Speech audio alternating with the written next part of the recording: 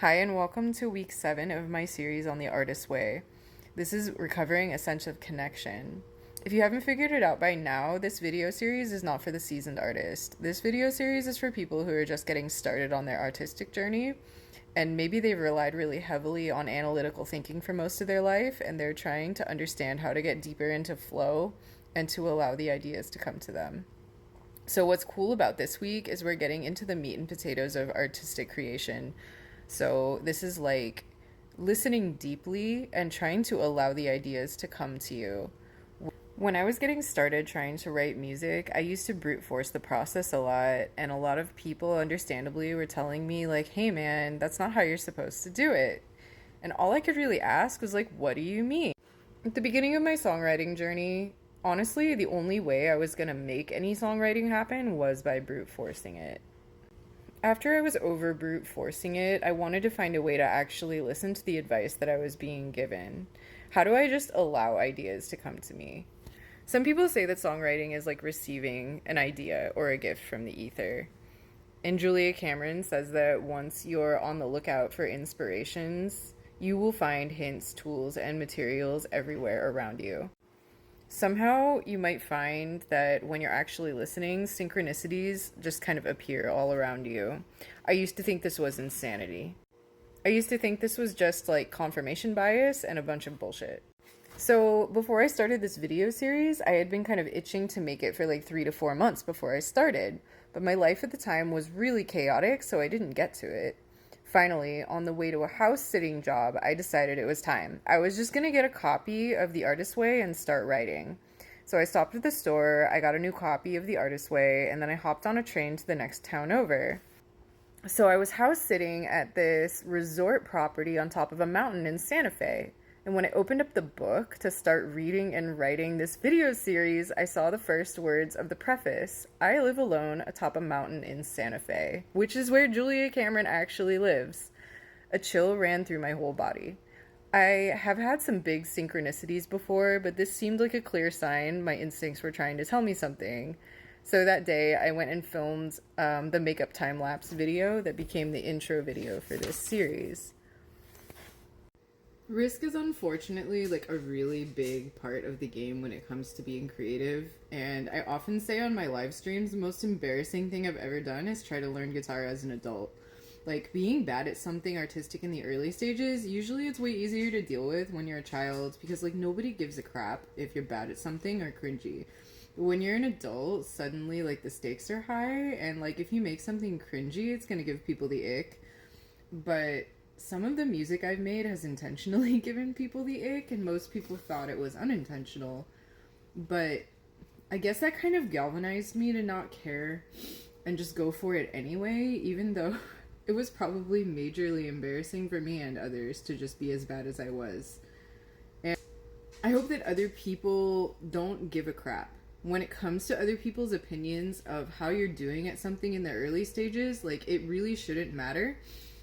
Okay, when I was applying to get my master's degree, I was like agonizing over whether I should even go to graduate school because I was a year older. I took a gap year, and I was talking to someone and they said, okay, so when you get your master's degree, you're going to be, what, 25, and everyone else is going to be 24. So what? In the scheme of things, you're going to die when you're like 80.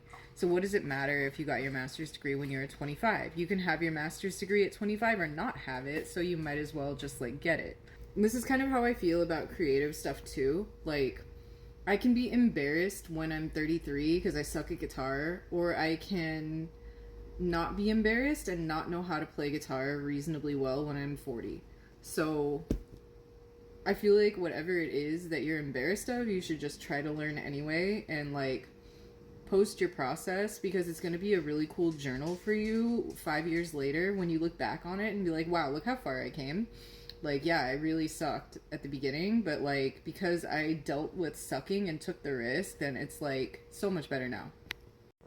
Especially if you have like high standards at anything, like it's going to take you a long time to be able to get good enough at something where you're actually happy with what you're doing and it's worth the time.